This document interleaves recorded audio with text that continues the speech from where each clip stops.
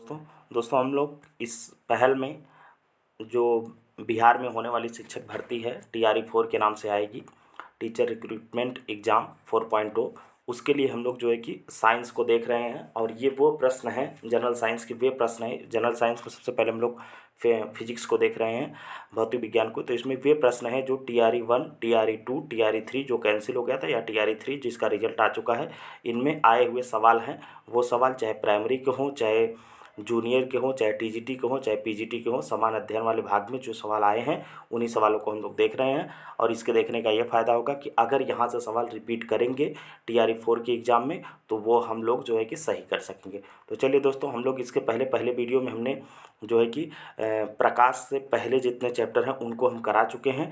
अब हम देखेंगे और आज इस वीडियो में हम पूरा फिजिक्स से आए हुए जितने सवाल हैं उसको संपन्न करेंगे।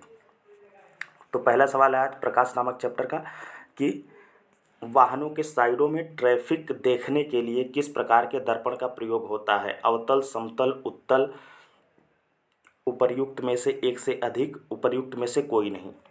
तो इसका सही जवाब है साथियों उत्तल लेंस। देखिए, वाहनों के साइडों में ट्रैफिक देखने के लिए उत्तल दर्पण का प्रयोग किया जाता है, क्योंकि ये बाहर की तरफ मुड़े होने के कारण सदैव सीधा प्रतिबिंब और व्यापक दृश्य क्षेत्र प्रदान करते हैं। अवतल दर्पण का प्रयोग टॉर्च, सर्च लाइट, वाहनों के हेडलाइट्स एवं नाई के दुकान पर सेविंग दर्पण के रूप में किया जाता है। तो साथियों ये भी पूछा जाता है कि नाई के दुकान पर जो है कि सेविंग दर्पण के रूप में किस दर्पण का प्रयोग किया जाता है, तो वहाँ पर भी जो है कि उत्तल दर्पण का ही प्रयोग किया जाता है। चलिए अब देखते हैं अगला सवाल है कि प्रतिदीप्ति ट्यूब में प्रायः किस पदार्थ का उपयोग किया जाता है? प्रतिदीप्त ट्यूब में प्रायः किस पदार्थ का उपयोग किया जाता है? ऑप्शन दिया है कि मरकरी वाष्प तथा आर्गन, और सोडियम ऑक्साइड तथा आर्गन, सोडियम वाष्प तथा नियॉन, उपर्युक्त में से एक से अधिक, उपर्युक्त में से कोई नहीं। तो इसका सही जवाब है साथियों ऑप्शन ए। देखिए, मरकरी वाष्प तथा आर्गन। प्रतिदीप्त ट्यूब कांच की एक पतली ट्यूब होती है। इसके अंदर की दीवारों पर प्रतिदीप्तशील पदार्थ का लेप होता है। इस ट्यूब में मरकरी गैस के साथ कुछ अक्रिय गैसें जैसे आर्गन आदि को भरा जाता है। ट्यूब से ऊष्मा ऊर्जा कम उत्पन्न होती है, इसलिए 60 से 70% विद्युत ऊर्जा प्रकाश ऊर्जा में बदल जाती है। इस कारण ट्यूब की दक्षता बल्ब से अधिक होती है। चलिए साथियों अब देखते हैं आगे। क्वेश्चन नंबर 23 देख चुके हम लोग। अब क्वेश्चन नंबर 24। क्वेश्चन नंबर 24 में है कि सितारों के चमकने की प्रकाशीय प्रक्रिया निम्नलिखित में से किसके कारण होती है? वातावरणीय परावर्तन, वातावरणीय अपवर्तन, पूर्ण अपवर्तन, उपर्युक्त में से एक से अधिक, उपर्युक्त में से कोई नहीं। तो इसका जवाब है साथियों ऑप्शन बी सही है, वातावरणीय अपवर्तन। देखिए, सितारों के चमकने की प्रकाशीय प्रक्रिया वातावरणीय अपवर्तन के कारण होती है। इसके अन्य उदाहरण पानी से भरे टब की तली में पड़ा सिक्का ऊपर उठता हुआ दिखता है, द्रव में डूबी अंशतः हुई सीधी छड़ टेढ़ी दिखाई पड़ती है। तो ये सब किसके कारण होता है? वातावरणीय अपवर्तन के कारण होता है। चलिए साथियों अब देखते हैं क्वेश्चन नंबर 25 में दिया है कि अवतल दर्पण द्वारा बनाया हुआ प्रतिबिंब। ऑप्शन दिया है ए, निश्चित रूप से वास्तविक होगा यदि वस्तु आभासी है, हमेशा वास्तविक होगा, हमेशा आभासी होता है, और उपर्युक्त में से एक से अधिक, उपर्युक्त में से कोई नहीं। तो इसका सही जवाब है साथियों ऑप्शन ई, उपर्युक्त में से कोई नहीं। देखिए, दिया है कि अवतल दर्पण द्वारा बनाया हुआ प्रतिबिंब वस्तु की स्थिति के आधार पर वास्तविक, आभासी और उल्टा हो सकता है। जैसे यदि वस्तु अनंत पर रखी हो तो उसका प्रतिबिंब अवतल दर्पण पर उल्टा तथा वास्तविक बनेगा। यदि वस्तु की स्थिति अवतल दर्पण के फोकस तथा ध्रुव के बीच हो तो दर्पण द्वारा निर्मित प्रतिबिंब आकार में बड़ा, सीधा और आभासी होता है।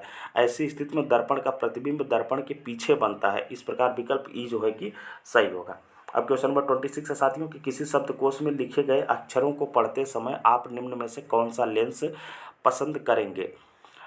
दिया है कि a convex lens of 15 centimetre पर 15 सेंटीमीटर पर 50 मीटर, मतलब फोकस दूरी का अवतल लेंस, या कॉनकेव लेंस ऑफ 50 सेंटीमीटर पर 50 सेंटीमीटर, फोकस दूरी का उत्तल lens, concave lens of 5 centimetre पर 5 सेंटीमीटर, फोकस दूरी का अवतल lens, more than one of the above, मतलब उपर्युक्त में से एक से अधिक या उपर्युक्त में से कोई नहीं। तो इसका जो सही जवाब है साथियों वो है उपर्युक्त में से कोई नहीं। देखिए, क्योंकि अधिक, और ये देखिए किस एग्जाम में पूछा गया है, TRE 3 में पूछा गया है, 11-12 में, तब TGT PGT में ये आया था। तो इसका जो सही जवाब है वो है ऑप्शन ई। और व्याख्या में दिया हुआ है क्योंकि अधिक फोकस दूरी वाले उत्तल लेंस की आवर्धन क्षमता कम होती है, अतः शब्दकोश के छोटे अक्षरों को पढ़ने के लिए 5 सेंटीमीटर फोकस दूरी का उत्तल लेंस बेहतर होगा, अतः कोई भी विकल्प सही नहीं है। इसमें दिया है कि 5 सेंटीमीटर, ऑप्शन सी देखिए, तो दिया है कि 5 सेंटीमीटर फोकस दूरी का अवतल लेंस, लेकिन 5 सेंटीमीटर सही दिया है, लेकिन वहाँ पे देखिए उत्तल लेंस होना चाहिए था। इस प्रश्न का जवाब होना चाहिए था उत्तल लेंस, लेकिन वहाँ पे उत्तल लेंस बदल करके अवतल लेंस कर दिया है। जबकि सही जवाब क्या है कि शब्दकोश के छोटे अक्षरों को पढ़ने के लिए 5 सेंटीमीटर फोकस दूरी का उत्तल लेंस बेहतर होगा। तो यहाँ पे देखिए ऑप्शन सी में दे दिया है 5 सेंटीमीटर फोकस दूरी का अवतल लेंस। तो अब इतने माइनॉरिटी पे जाकर के हमको, इतने सूक्ष्मता पे जाके हमको आपको जो है कि चीज़ों को क्लियर करना होगा। अब देखिए अगला सवाल है 27 नंबर कि निम्नलिखित में से किस भाग पर किसी वस्तु का प्रतिबिंब बनाते हैं। ऑप्शन दिया है परितालिका, कार्निया, दृष्टिपटल, उपर्युक्त में से एक से अधिक, उपर्युक्त में से कोई नहीं। तो इसका सही जवाब है साथियों 27 का ऑप्शन सी। ऑप्शन सी क्या दिया हुआ, ऑप्शन सी है आपका दृष्टिपटल। दृष्टिपटल देखिए, नेत्र द्वारा देखी गई वस्तु का प्रतिबिंब रेटिना, जिसको दृष्टिपटल कहते हैं, पर बनता है। रेटिना बहुत सारी प्रकाश सुग्राही कोशिकाओं से जुड़ी रहती है, जो रेटिना पर बने प्रतिबिंब के रूप, रंग एवं आकार का ज्ञान मस्तिष्क को भेजती है। रेटिना पर वस्तु का प्रतिबिंब उल्टा व वास्तविक बनता है। तो देखिए सवाल में क्या दिया था कि निम्नलिखित में से किस भाग पर किसी वस्तु का प्रतिबिंब बनाते हैं। तो दृष्टिपटल, यही रेटिना आपका यही सही है। और ऑप्शन में दे भी दिया है कि रेटिना पर वस्तु का प्रतिबिंब उल्टा व वास्तविक बनता है। तो ये चीज़ भी आपको जो है कि याद रखना है। अब क्वेश्चन नंबर 28 है साथियों कि प्रकाश की एक किरण दर्पण पर 30 डिग्री के कोण पर आपतित होती है, अभिलंब और परावर्तित किरण के बीच का कोण होता है। पूछ रहा है कि प्रकाश की एक किरण दर्पण पर 30 डिग्री के कोण पर आपतित होती है, अभिलंब और परावर्तित किरण के बीच का कोण होता है। ऑप्शन दिया है कि 30 डिग्री, 60 डिग्री, 45 डिग्री, उपर्युक्त में से कोई नहीं, उपर्युक्त में से एक से अधिक। तो इसका सही जवाब है 30 डिग्री। देखिए जब कोई प्रकाश किरण किसी माध्यम से चलकर किसी चिकने पॉलिशदार सतह पर आपतित होती है और आपतन के बाद परावर्तित होकर पुनः उसी माध्यम में लौट जाती है, तो उसे प्रकाश का परावर्तन कहते हैं। देखिए आपतित किरण चित्र बना के दिया है, आपतित किरण 30 डिग्री पर आपतित हो रही है, अभिलंब उसका बन रहा है, फिर उसके बाद परावर्तित भी 30 डिग्री पर ही हो रही है। तो ये आपको याद रखना। देखिए परावर्तन के नियम भी यहाँ पे दे दिया है कि आपतित प्रकाश किरण आपतन बिंदु पर अभिलंब तथा परावर्तित किरण तीनों एक ही तल में होते हैं। तो यहाँ पे देखिए दे दिया है आपतित किरण और अभिलंब और परावर्तित तीनों एक ही तल में, कोई क्रॉस नहीं किया है। तो और दूसरा दे रहा है कि दूसरा नियम है कि आपतन कोण का मान सदैव परावर्तन कोण के मान के बराबर होगा। तो देखिए आपतन कोण यहाँ पे 30 डिग्री है, तो फिर परावर्तन कोण कितना दिया है 30 डिग्री। तो ये अगर आपको वो कॉन्सेप्ट याद रहेगा तो अगली बार कोई भी डिजिट चेंज करें हमको आप जो है कि कर ले जाएंगे। तो अतः प्रश्नानुसार आपतन कोण बराबर 30 डिग्री बराबर परावर्तन कोण बराबर अभिलंब एवं परावर्तित किरण के बीच का कोण बराबर 30 डिग्री। चलिए साथियों अब देखते हैं क्वेश्चन नंबर 29 दिया है कि निम्नलिखित में से किसमें उच्चतम ऊर्जा होती है। पूछ रहा है कि निम्नलिखित में से किसमें उच्चतम ऊर्जा होती है। नीला प्रकाश, लाल प्रकाश, पीला प्रकाश, उपर्युक्त में से एक से अधिक, उपर्युक्त में से कोई नहीं। तो इसका सही जवाब है ऑप्शन सी पीला प्रकाश। देखिए किसी तरंग की ऊर्जा को सूत्र E=hv=SC/L के रूप में व्यक्त किया जाता है। यहाँ पर देखिए ये तरंग कौन किसका सिंबल है वो दे दिया है। तो उपर्युक्त में से दिए गए श्वेत प्रकाश के घटक रंगों में से नीले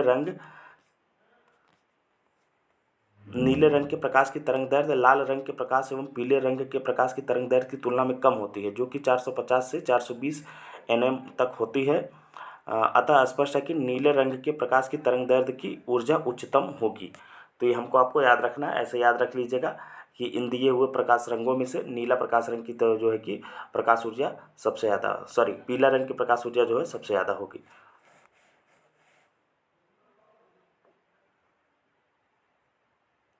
व्याख्या में जबकि देखिए दिया नीले रंग की तरंगदैर्घ्य उच्चतम होगी, और यहाँ पर जो है कि मान लिया है विकल्प में सी, तो इसको आपको नीला रंग ही मानना है।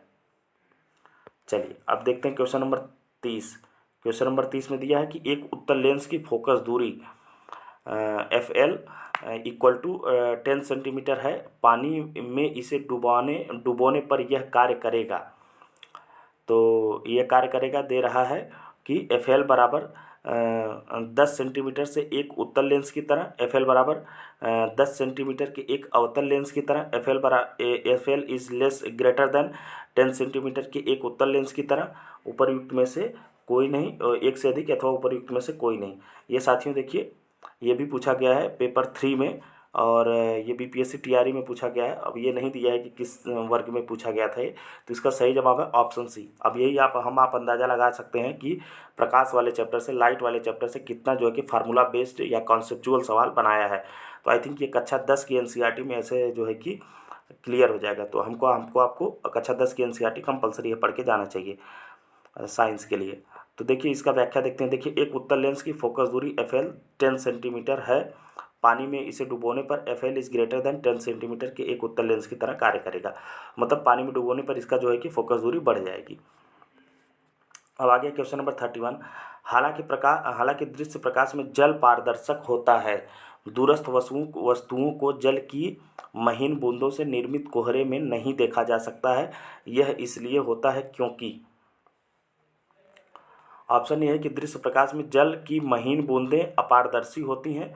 ऑप्शन बी है कि अधिकतर प्रकाश बिखर कर आभासी अस्पष्टता निर्मित करता है। ऑप्शन सी है कि प्रकाश किरणों का पूर्ण आंतरिक परावर्तन होने से वे प्रेक्षक की आंखों तक नहीं पहुंच पाती हैं।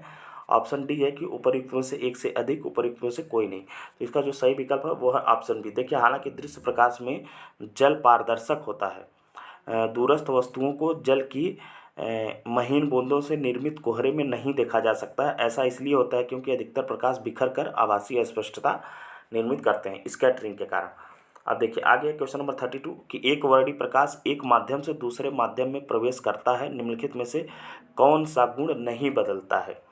आवृत्ति नहीं बदलती है या आयाम नहीं बदलता, बहुत ही नॉर्मल सवाल दिया है। वेग नहीं बदलता, तो इसका सही जवाब साथियों आवृत्ति नहीं बदलती है। देखिए एक वर्णी प्रकाश एक माध्यम से दूसरे माध्यम में प्रवेश करता है तो प्रकाश की चाल, तरंगदैर्घ्य और तीव्रता बदल जाती है, परंतु आवृत्ति नहीं बदलती है। तो ये आपको याद रखना है कि जब एक वर्णी प्रकाश होगा वह एक माध्यम से दूसरे माध्यम में जाएगा तो उसकी कोई चीज़ अगर स्टेबल होगी, कोई चीज़ उसकी नहीं चेंज होगी तो वो होगी उसकी फ्रिक्वेंसी, जबकि उसकी तरंगदैर्घ्य और चाल और तीव्रता जो है कि वो बदल जाएगी। अब क्वेश्चन नंबर 33 है कि फोटो इलेक्ट्रिक सेल एक ऐसा उपकरण है जो कि प्रकाश ऊर्जा को विद्युत ऊर्जा में बदलता है, विद्युत ऊर्जा को प्रकाश ऊर्जा में बदलता है, प्रकाश ऊर्जा का भंडारण करता है, उपयुक्त में से कोई नहीं। तो इसका सही जवाब है साथियों option A. Photoelectric cell एक ऐसा उपकरण है जो कि प्रकाश ऊर्जा को विद्युत ऊर्जा में बदलता है। इसे फोटो सेल भी कहते हैं। फोटो इलेक्ट्रिक सेल 3 प्रकार के होते हैं: फोटो उत्सर्जक सेल, फोटो प्रवाहकीय सेल और फोटोवोल्टिक सेल। अब क्वेश्चन नंबर 34 है साथियों कि अवतल दर्पण द्वारा बनाया गया प्रतिबिंब वास्तविक उल्टा और वस्तु के आकार के बराबर होता है। वस्तु की स्थिति कैसी होनी चाहिए? फोकस पर, वक्रता के केंद्र पर, फोकस और वक्रता केंद्र के बीच, वक्रता केंद्र से परे। तो इसका सही जवाब है ऑप्शन बी, वक्रता के केंद्र पर। देखिए जब किसी वस्तु की स्थिति वक्रता के केंद्र पर होती है तो अवतल दर्पण द्वारा बनाया गया प्रतिबिंब वास्तविक उल्टा और वस्तु के आकार के बराबर होता है। जिस गोलीय दर्पण का परावर्तक तल धंसा रहता है उसे अवतल दर्पण कहते हैं। अवतल दर्पण को अभिसारी दर्पण भी कहा जाता है क्योंकि यह अनंत से आने वाली किरणों को सिकोड़ता है। अब क्वेश्चन नंबर 35 है कि 2 कैंडेला का एक समदिग्ध स्रोत जितना प्रकाश फ्लक्स पैदा करता है वह है 2 पाई ल्यूमेन, 4 पाई ल्यूमेन, 8 पाई ल्यूमेन और उपयुक्त में से एक से अधिक। तो इसका सही जवाब है 8 पाई ल्यूमेन। देखिए ज्योति फ्लक्स चमकदार प्रकाश तरंगों के रूप में निकाय से प्रति सेकंड निकलने वाली प्रकाश ऊर्जा है। इसकी इकाई ल्यूमेन है जिसे एक कैंडेला के स्रोत के प्रति इकाई ठोस कोण में निहित फ्लक्स के रूप में परिभाषित किया जाता है। अर्थात एक ल्यूमेन वह ज्योति फ्लक्स है जो एक कैंडेला की ज्योति तीव्रता का समदैशिक बिंदु स्रोत एकांक घन कोण में उत्सर्जित करता है। प्रश्नानुसार दिया गया है कि I = 2 और इसका जो है कि मान पता है नहीं है, और हम तो ये भी आप लोग देख लीजिएगा इसको। तो इस तरह से ऑप्शन सी इसका सही है क्वेश्चन नंबर 35 का। आप देखते हैं क्वेश्चन नंबर 36। क्वेश्चन नंबर 36 में दिया है साथियों कि प्रिज्म द्वारा सफ़ेद प्रकाश के परिक्षेपण में कौन सा रंग अधिकतम विचलित होता है? प्रिज्म द्वारा सफ़ेद प्रकाश के परिक्षेपण में कौन सा रंग अधिकतम विचलित होता है? हरा, लाल, बैंगनी, और उपयुक्त में से एक से अधिक, उपयुक्त में से कोई नहीं। तो इसका सही जवाब साथियों बैंगनी, ऑप्शन सी। देखिए प्रिज्म द्वारा सफ़ेद प्रकाश के परिक्षेपण में बैंगनी रंग अधिकतम विचलित होता है, मतलब सबसे ज़्यादा स्कैटर्ड होता है ये। और प्रिज्म एक प्रकार का ऑप्टिकल त्रिभुजाकार पारदर्शी आकृति है जो सपाट पॉलिश सतहों के साथ पारदर्शी होता है। जब सफ़ेद प्रकाश प्रिज्म से गुजरता है तो वह अपने मूल 7 रंगों बैंगनी, इंडिगो और नीला, हरा, पीला, नारंगी, लाल में विभाजित होता है और त्रिभुज के आधार की ओर अपवर्तित होता है। प्रकाश का यह फैलाव उसकी तरंगदैर्ध्य पर निर्भर करता है। जिस रंग का तरंगदैर्ध्य सबसे कम होता है उसका प्रकीर्णन सबसे ज़्यादा। तो ये लाइन आप याद रखिएगा कि जिसकी तरंगदैर्ध्य सबसे कम होगी उसका प्रकीर्णन सबसे ज़्यादा होगा, और जिस रंग का तरंगदैर्ध्य सबसे ज़्यादा होगा उसका प्रकीर्णन सबसे कम होगा। मतलब तरंगदैर्ध्य और प्रकीर्णन के बीच जो है कि व्युत्क्रमानुपाती संबंध है। ध्यातव्य है कि बैंगनी रंग का तरंगदैर्ध्य कम होने के कारण उसका प्रकीर्णन अधिकतम होता है। ये काफ़ी अच्छा सवाल था साथियों, और देखिए स्कूल टीचर में पूछा गया 2023 में और शिफ्ट 2 में। अब आगे है कि एक सामान्य नेत्र लेंस की नाभिक दूरी होती है लगभग 1 मिलीमीटर, 25 सेंटीमीटर, 2 सेंटीमीटर, उपयुक्त में से एक से अधिक, उपयुक्त में से कोई नहीं। तो इसका सही जवाब है ऑप्शन सी 2 सेंटीमीटर। देखिए एक सामान्य नेत्र की नाभिक दूरी लगभग 2 सेंटीमीटर होती है। नेत्र लेंस और रेटिना के बीच की दूरी लगभग 2 सेंटीमीटर होती है। आपतित समानांतर के द्वारा फोकस पर वस्तु की छवि बनाई जाती है। इसी छवि के रेटिना पर बनने के लिए फोकल लंबाई 2 सेंटीमीटर के लगभग होनी आवश्यक होती है। अब क्वेश्चन नंबर 38 है कि प्रिज्म के गुजरने पर सबसे अधिक अपवर्तित होने वाला रंगीन प्रकाश है। तो वही कि जिसकी आप फ्रीक्वेंसी सबसे कम होगी वो सबसे ज़्यादा जो है कि अपवर्तित होगा। तो इसका भी सही जवाब हो जाएगा बैंगनी। देखिए ये रिपीट कर दिया है। तो आप लोग देखिए किस तरह से सवाल रिपीट करता है। कौन सा सबसे अधिक विचलित होता है, ये पूछा था टीआरई 2023 में पेपर शिफ्ट 2 में। और ये देखिए पेपर 2 शिफ्ट टीआरई 2.0 में, पेपर 1 में भी ये पूछा था। चलिए तो इसकी व्याख्या वही जो सेम उसकी थी वही हम लोग देख लेते हैं, वैसे पढ़ दे रहे हैं। देखिए बैंगनी रंग का प्रकाश प्रिज्म से गुजरने पर सर्वाधिक अपवर्तित होता है। इसका कारण निम्नलिखित है। बैंगनी रंग के प्रकाश की तरंगदैर्ध्य कम है और बैंगनी रंग की प्रकाश की आवृत्ति सबसे अधिक होती है, जबकि इसकी गति प्रिज्म में न्यूनतम होती है। बैंगनी प्रकाश की गति न्यूनतम होने से प्रिज्म के कोणीय किनारे प्रकाश को प्रिज्म से बाहर निकलने पर और भी अधिक मोड़ने का कारण बनते हैं। एक माध्यम से दूसरे माध्यम में प्रकाश के प्रवेश करने पर इसके संचरण दिशा अवलिक मार्ग में विचलन उत्पन्न होना प्रकाश का अपवर्तन कहलाता है। अब देखते हैं। देखिए प्रकाश वाले चैप्टर काफ़ी बड़ा था, उससे काफ़ी सवाल थे, तो उससे सवाल समाप्त हुए। अब है विद्युत या इलेक्ट्रॉनिक्स से। पहला सवाल है कि निम्नलिखित में से, एक सेकंड, हाँ देखिए इससे जो पहला सवाल है वो है कि निम्नलिखित में से किसमें टंगस्टन का प्रयोग किया जाता है। धातु निष्कर्षण, विद्युत बल्ब, कुचालक, उपयुक्त में से एक से अधिक, उपयुक्त में से कोई नहीं। तो इसका सही जवाब है साथियों ऑप्शन बी विद्युत बल्ब। देखिए विद्युत बल्बों में फिलामेंट बनाने के लिए टंगस्टन का प्रयोग किया जाता है। टंगस्टन एक उच्च गलनांक वाली मिश्र धातु है। इसका प्रतिरोध क्षमता अधिक होता है जिससे यह उच्च ताप पर जल्दी नहीं पिघलता है। अब क्वेश्चन नंबर 40 है कि विद्युत धारा फ्यूज किस प्रभाव पर कार्य करता है। विद्युत धारा का रासायनिक प्रभाव, विद्युत धारा का चुंबकीय प्रभाव, विद्युत धारा का तापीय प्रभाव, और उपयुक्त में से कोई नहीं, उपयुक्त में से एक से अधिक। तो इसका सही जवाब है ऑप्शन सी। कि ऑप्शन सी क्या है कि विद्युत धारा का तापीय प्रभाव। तो विद्युत धारा फ्यूज किस प्रभाव पर कार्य करता है, विद्युत धारा का तापीय प्रभाव पर। देखिए ऑप्शन सी का जो है कि व्याख्या है क्वेश्चन नंबर का कि विद्युत फ्यूज विद्युत धारा के तापीय प्रभाव के सिद्धांत पर कार्य करता है। जब निर्धारित मात्रा से अधिक विद्युत धारा फ्यूज से गुजरती है तो वह अत्यधिक गर्म होने के कारण पिघल जाता है तथा सर्किट टूट जाता है एवं धारा प्रवाहित होना बंद हो जाती है। अब आगे क्वेश्चन नंबर 41 कि किसी परिपथ में कौन सा पद विद्युत पावर को प्रदर्शित नहीं करता। IR² VI² R, उपयुक्त में से एक से अधिक, उपयुक्त में से। देखिए पूरी तरह से एकदम प्योर साइंस का सवाल है ये। ऐसे सवाल तो जनरल साइंस में मतलब कि इस तरह की परीक्षाओं में उम्मीद नहीं होता पूछने का, लेकिन अब पूछा है तो क्या किया जाए। और ये कैंसिल जो हुआ था उसका पेपर है 41। इसका व्याख्या है, विकल्प जो सही है वो है ऑप्शन ए। देखिए IR² किसी परिपथ में विद्युत पावर को प्रदर्शित नहीं करता है। विद्युत शक्ति दर प्रति यूनिट समय होता है जिस पर विद्युत ऊर्जा एक विद्युत परिपथ द्वारा संचालित होती है। यदि चालक के सिरों के बीच का विभवांतर V हो और उसमें प्रवाहित धारा I हो तो ओम के नियम से V और ये आपका जो होगा कि समानुपाती I और प्रोपोर्शनल है, या V = IR, जहाँ R जो है कि नियतांक है। और ओम के नियम के अनुसार स्थिर ताप पर किसी चालक में प्रवाहित होने वाली धारा चालक के सिरों के बीच विभवांतर के समानुपाती होती है।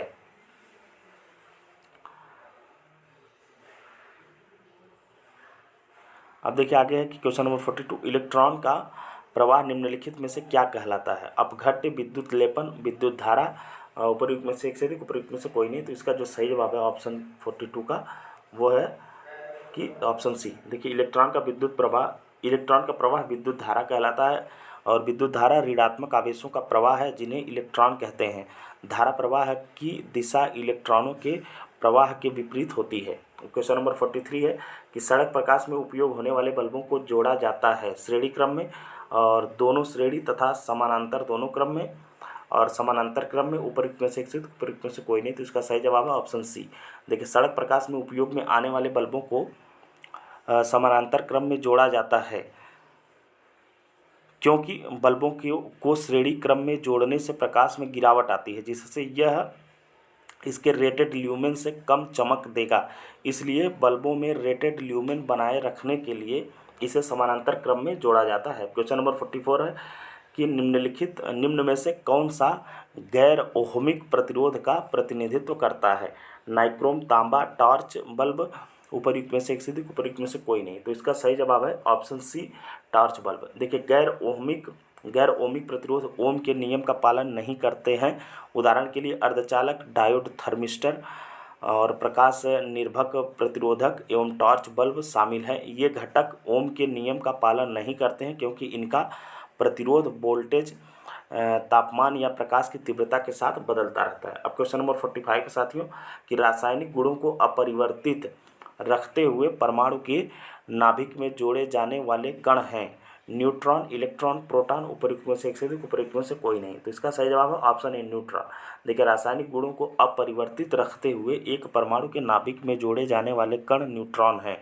न्यूट्रॉन एक विद्युत उदासीन कण है। यह पूरी तरह से मुख्य कण नहीं है बल्कि यह अस्थायी सूक्ष्म कणों से मिलकर बना होता है। अब आगे है डायोड। क्वेश्चन नंबर 46 है कि डायोड को प्रयोग में लाया जाता है प्रवर्धक के रूप में, दिष्टकारी के रूप में, दोलित्र के रूप में, उपयुक्त में से एक से अधिक, उपयुक्त में से कोई नहीं। तो इसका सही जवाब है ऑप्शन बी, दिष्टकारी के रूप में। देखिए डायोड को दिष्टकारी के रूप में प्रयोग में लाया जाता है। डायोड का निर्माण अर्धचालकों से किया जाता है। अब क्वेश्चन नंबर 47 है कि ओम के नियम के सत्यापन के लिए ध्यान रखने वाली बात है। पहला है कि एमीटर और वोल्टमीटर को श्रेणी क्रम में जोड़ा जाना।